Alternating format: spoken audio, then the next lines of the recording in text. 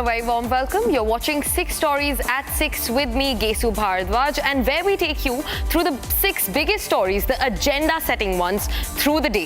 Here's a look at what those 6 stories are. The first one comes from the state of Bengal, where an appeal is being made for justice from the side of the victims of the violence in Murshidabad. In fact, the National Commission for Women reached Bengal today and met with the victims. We'll get you the glimpse into that as well. The next story, in fact, that we're tracking comes from Canada, where an Indian student has been killed. She was abducted. She was killed by a stray bullet that had nothing to do with her. We'll get you the details into that. And viewers, remember, this is the 4th death of an Indian student in Canada in the last 4 months. Next up, Midanta Hospital has completely downplayed the sexual assault case of an air hostess on the ventilator. However, the accused has been nabbed by the police. Now, in Karnataka, this is the hypocrisy of the Congress government, which has completely come out in the open now, where students were stopped from wearing their holy threads before entering the exam hall. We're tracking all these for you. Next up, our story Next story is about Bangladesh, where a Hindu leader was not just abducted but also killed, brutally killed in Bangladesh. After this, we also get you another story where the building collapse in national capital in Murshidabad claimed the lives of at least 11 people, while several others remain struck under the debris. We're getting you all the details into that. Here's the first story. Viewers, as Bengal continues to remain on the edge, a delegation of the National Commission for Women, led by its chairperson Vijaya Rahatkar, met the riot-affected people in Murshidabad district and now also assured them that all steps will be taken by the centre to ensure their safety in future.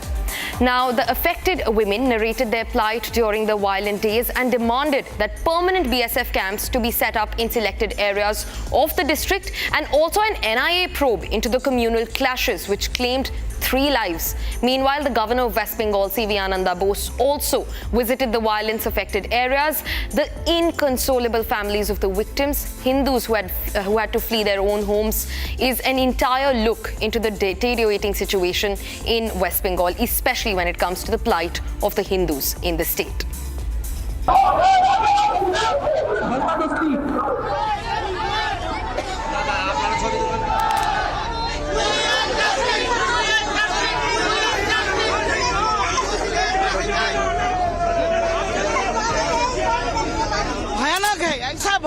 ऐसा मामला बंगाल में हुआ क्या हम नहीं जानते हैं, पहला बार देख रहा।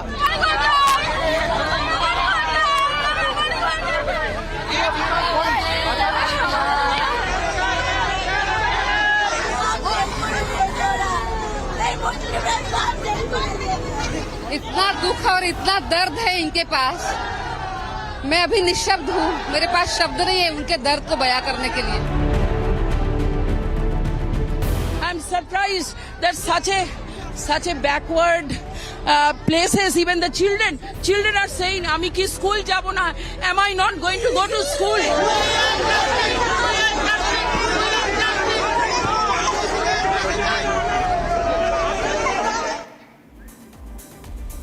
Viewers, meanwhile, the National Commission for Women has taken full cognizance of the situation.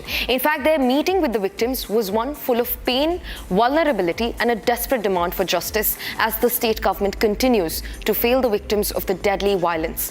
Listen in.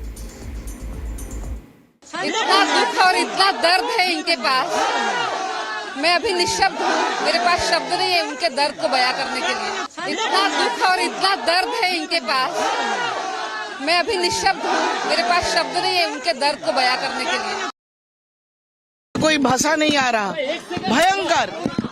कोई महिला के पति गया, बेटा गया, कोई महिला के बेटा का गया, सबका ऐसा करके घर से निकाल के खींच के बाहर जाके उनको बुचर के तरह उनको कुपा के काटाया गया। उसका भयानक है। ऐसा मामला बंगाल में हुआ क्या हम नहीं जानते हैं, पहला बार देख रहा। Has not come here. and her police. She's the home minister of the state also. She has completely failed. And what you have heard, it is not my words. It is not what BJP is saying. It is the people are saying that they want BSF camp. Right from the beginning till now, their only demand is we want BSF permanent camp. We want CBI. We want NIA. We want Rashtrapati Shashan. They don't believe in the law and order. You can see everywhere there are posters. I'm surprised that such a backward places, even the children are saying, "Ami ki school jabo na? Am I not going to go to school?" This is the kind of wailing of the women and children that we have found here, which is, I find out of my working here for last 12 years, that there is some terror groups which are sheltered by this Mamata Banerjee's government. The police has turned their blind eye, and they have used the opportunity to assault people, and they have assaulted the women. They have told that we are keeping the blade here. Say Allahu Akbar. Then only you can be saved. So these kind of words I have not heard in the past. In the 12 years that I have worked here, I have not seen there is this kind of Hindu-Muslim disharmony. People work here. They do Durga Puja also. They also do the Eid and everything. But the first time after Motawari was the first module, and we have seen exactly the same module worked here. So within some days, we want to know who is behind this. We want to know whether, I'm saying again and again, that it's not the... Viewers, in fact, it seems like everybody but the West Bengal government is speaking about the issue right under their nose. In fact, West Bengal's governor, CV Ananda Bose, also met with the victims of Murshidabad violence. Take a listen to what he has to say. I now understand what exactly the people need, what the people want. There is a difference between what they want and what they need. I've been able to understand the felt needs of society there. I will take it up in the appropriate channels in the appropriate manner. As governor, it's my duty to act as a rainbow bridge between the center and the state.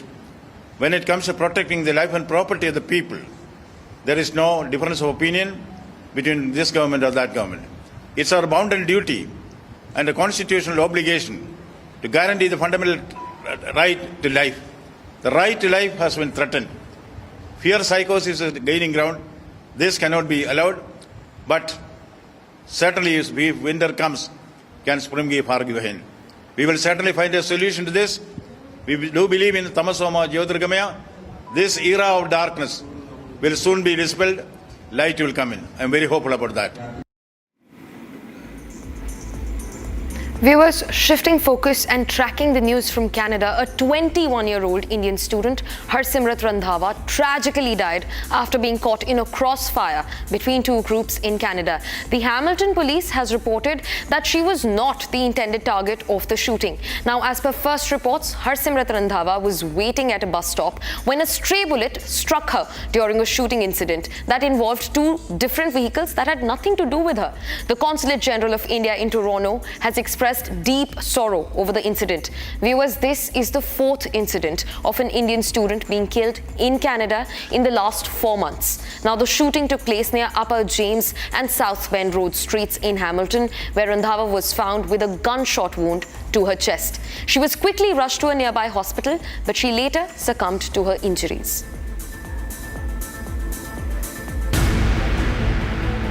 An Indian student has lost her life in a shooting incident in Ontario's Hamilton in Canada. The student, identified as Harsimrat Randhawa, is an Indian origin student. She was fatally struck by a stray bullet during a gunfire exchange between two groups. Local police confirmed that she was an innocent bystander and not a target. I would like to extend my condolences to Harsimrat's family.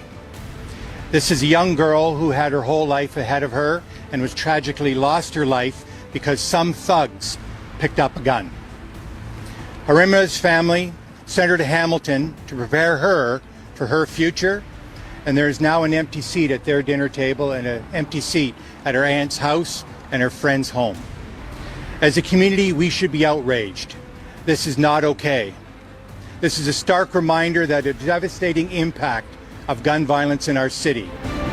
The Indian consulate in Toronto has expressed deep condolences and is providing all possible assistance to her family. Harsimrat's death has once again raised concerns about gun violence in North America. A homicide investigation is underway, with authorities working to identify those involved in the shooting.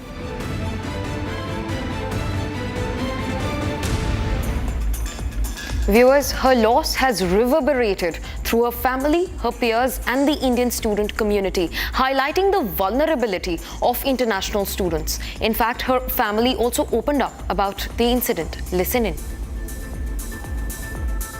वो पढ़ने वास्ते गई सी तो सानू साडी रिश्तेदारी तो पता लग्या भी कल कोई 2:30 बजे पता लग्या वही पुलिस ने दस्या भी तुहाडे बच्चा एवें हो गया वा फिर वो गए आ ते वो अपनी कार्रवाई पुलिस उत्थे करन रही आ की मांग करदे साफ जी मांग करदे आ मंगा इत्थे करियां जो इत्थे हालात ओहो ही बाहर बने पे आ उत्थे भी गैंगस्टर वार चलन दिया वा उत्थे दो पार्टियां आपस विच गोली चलाउंदे ही ये रोड दे उत्ते खड़ी ही गोली ਇਹਦੇ ਲੱਗ ਗਈ ਤੇ ਉਹਦੀ ਮੌਤ ਹੋ ਗਈ Viewers, quickly shifting focus. Now, days after an air hostess alleged sexual harassment while being admitted in the intensive care unit of the Midanta hospital in Gurugram, the police authorities have now arrested Deepak Kumar, a technician at the Midanta hospital, for sexually assaulting the air hostess while she was on a ventilator. Now, according to police officials, the survivor, who is a private airline employee, was admitted to the hospital earlier this month while the incident occurred on the 14th of April. While a special investigation team nabbed Deepak Kumar, investigators reviewed footage from across 800 CCTV cameras installed across the hospital and conducted extensive interviews with employees. Now, the accused Deepak Kumar is all set to be produced in front of the court today for a trial. Meanwhile, the Midanta hospital, in its first statement, has said that they will cooperate with the probe agencies. Take a look. Days after a 46-year-old air hostess was allegedly sexually assaulted while receiving treatment at a reputed hospital in Gurugram, Gurugram police has finally arrested the accused. The accused, 21-year-old Deepak Kumar, had been employed at the hospital for 5 months. He was arrested following a detailed investigation by Gurugram police. इस अस्पताल में यौन शोषण का मामला सामने आया था। उसमें तुरंत गुड़गांव पुलिस द्वारा FIR रजिस्टर की गई थी। इसके पश्चात कल एक SIT का गठन किया गया जो फर्दर फाइनल डिटेल्स में गई और जो वहाँ के डॉक्टर्स थे, वहाँ के एम्प्लॉयज़ थे, उनसे फिर पूछताछ की गई और जो CCTV फुटेजेस थे हमारे, उनके माइक्रो लेवल पर गया गया। जो भी CCTV फुटेजेस कलेक्ट किए गए थे उनको मल्टीपल टाइम एनालिसिस किया गया, जिसमें कि जो इसमें आरोपी है जिसका नाम दीपक है, रहने वाला मुजफ्फरपुर बिहार का है, उसको आज अरेस्ट किया गया है। A special investigation team scanned footage from over 800 CCTV cameras and questioned more than 50 hospital staff members to reconstruct the sequence of events. The hospital suspended the technician following his arrest and has assured full cooperation with the authorities. The management has also promised a review of internal safety protocols. For the victim, a night of treatment turned into a traumatic ordeal. A chilling reminder of how failures in the healthcare safety can have grave consequences. Police have confirmed that a formal FIR has been filed. Further medical and forensic reports are awaited. The incident has triggered public outrage and renewed demands for strict background checks and constant monitoring of hospital staffs, particularly in critical care zones. The investigation is underway, with authorities under pressure to ensure justice and restore public faith in the system. Ladies and gentlemen, we now move on to the next story that we're tracking, and this one is from the state of Karnataka. These visuals that are playing on your screens right now, viewers, are of Rahul Gandhi wearing a janeo or the sacred threat and going for a temple run just moments before the elections. Now, this Congress leader, who claims that he is a janeodhari in his own state of Karnataka, there were 2 students who were asked to cut off their janeo before they sat for the state CET examinations. The Hindu community today staged a protest against the Siddaramaiah government in Karnataka, asking them to suspend and take action against the officials who asked them to do so. In fact, an FIR has been filed against the CET exam conducting officer at school in Karnataka's Shivamoga district. The question remains, viewers, that would Congress had done the same act with any other community? Viewers, in fact, we're also being joined by Dr. S. Beldale, who is a BJP MLA from Bidar, to speak to us about the matter. Sir, thank you for joining Republic. Speak to us about the entire incident that went on and what is your first reaction to this? Viewers, we've dropped the line with Dr. S. Beldale, the BJP MLA who was joining us on the broadcast. In fact, there is a connection again, and I think he's rejoined.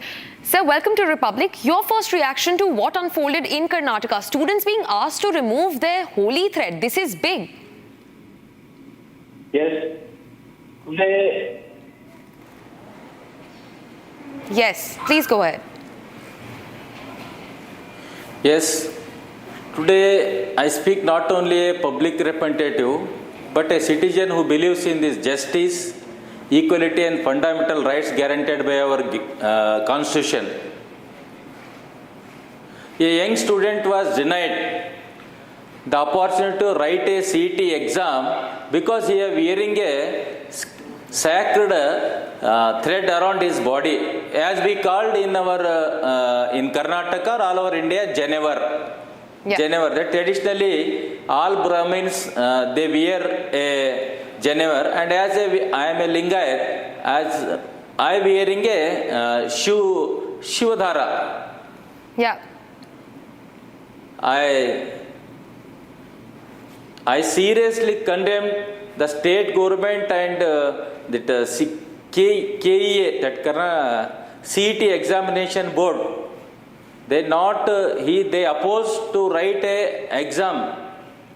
The future of the student has been collapsed due to they not उन्होंने उनको exam लिखने के लिए oppose किया. जी.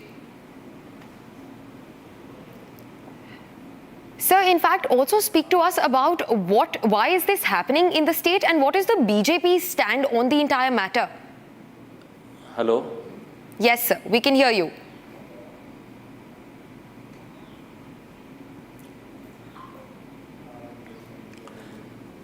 Our BJP stand is very much clear, madam. We are we are with the student and his family, and when Siddaramaiah ji holding in CM post since 22 months. Since 22 months, yeah, lot of crimes happening on Hindus. Right, sir. Lot. Viewers, shifting focus now, India has issued a strong diplomatic rebuke to Bangladesh following the kidnapping and killing of a Hindu leader, Bhabesh Chandra Roy. New Delhi condemned the incident and accused the Mohammad Yunus-led Bangladeshi interim government of failing to protect its minority communities, especially the Hindus. Meanwhile, this comes just a day after the Yunus-led government issued a statement over the condition of minorities in India. The horrific turn of events are not new. Hindus continue to remain under the scrutiny of violent mobs in Bangladesh as the Yunus-led interim government has completely turned its back on its minorities. Meanwhile, Congress President Mallikarjun Kharge has called the meeting between Prime Minister Modi and Yunus ineffective. Viewers, in fact, this comes after multiple incidences of violence against minorities, especially the Hindus in Bangladesh, which were on a rise since the past couple months. In fact, just today, a fresh incident has been reported where a Hindu leader was not just abducted, but then beaten to death and killed by violent mobs. This happened at the wee hours today. In fact, the Yunus government completely remains silent over the matter.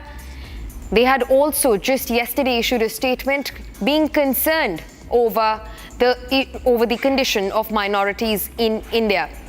Also being joined by Amit Kumar Deb, who is an advocate and social activist from Dhaka. Sir, welcome to Republic. Thank you for speaking to us. Your first reaction to what's happening to Hindus in the state? Actually, this is very, very heart-wrenching incident here in Bangladesh. It is 330 kilometers northwest of Dhaka. Bhabesh Kumar Roy as a Hindu minority leader. He was abducted from his residence on Thursday, and after some 2 or 3 hours, he was found deadly injured and sent back to home. And then he was quickly shifted to hospital, and the doctor declared him die. It is very, very heart-wrenching and very, very sorrowful incident. What is continuously going in Bangladesh after outstating of former Prime Minister Sheikh Hasina. Right. In fact, sir, I also want... Yeah, please go ahead. Hello? Yes, please go ahead. Actually, the most attack is going on against the minority, especially Hindu minority. Right. Thank you so much for joining in on the broadcast and getting us those details. For now, viewers, it's time to shift focus and take a look at our 6th story that we're tracking. Now, the collapse of a 4-story building in Murshidabad in northeast Delhi has left at least 11 people dead, with rescuers now trying to pull out those who are feared trapped under the debris. Now, the CCTV footage in the adjacent alley has captured the moment of the building collapse. The footage showed a sudden spark and a thick cloud of dust filling the alley. The collapse occurred in early hours today. Various rescue agencies, including the National Disaster Response Force, which is the NDRF, and the Delhi Fire Services, have been deployed in heavy numbers amid fears that many are still trapped under the debris. Now, 11 people have been killed, and the rescuers have until now found 14 survivors, with at least 8 to 10 people still feared trapped under the debris, said a senior police officer. The injured survivors are being treated at the GTB hospital. Here's the full story. Take a look.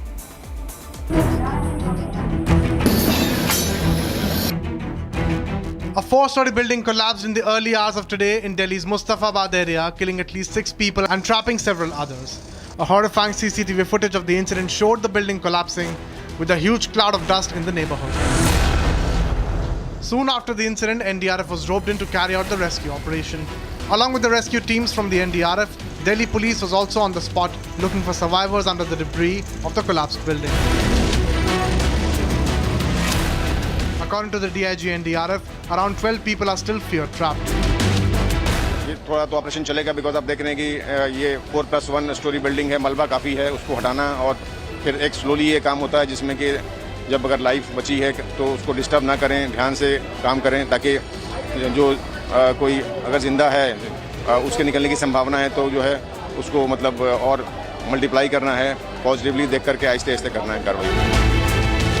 Taking stock of the situation, Delhi Chief Minister Rekha Gupta expressed grief over the lives lost in the incident.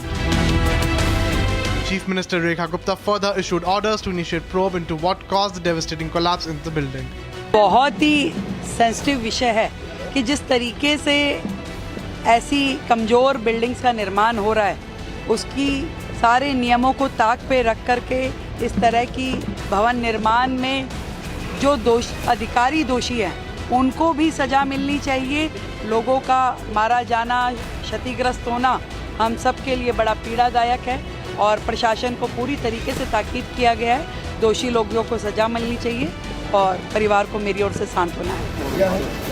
The MLA of Mustafabad and Delhi Legislative Assembly Deputy Speaker Mohan Singh Bisht also expressed concerns and announced compensation to the kin of the deceased. मैंने दिल्ली के lieutenant governor साहब को भी कहा है, मैंने commissioner MCD commissioner को कहा है, इसमें जो नेग्लिजेंसी हुई है, जो अधिकारी इसमें लिप्त है उनके खिलाफ सख्त कार्रवाई होनी चाहिए. सर, जो मरे हैं उनको क्या मुआवजा मिलेगा? हाँ, निश्चित रूप से मुआवजे की बात करेंगे. अभी सरकार में बात करके जो उचित होगा उचित काम करेंगे. With more people fear trapped under the debris, NDRF teams are racing against time to rescue the trapped. Viewers, with that, we call it a wrap on this edition of 6 Stories at 6. But don't go anywhere. Stay tuned. We'll be back tomorrow, same time, with the 6 biggest agenda-setting stories.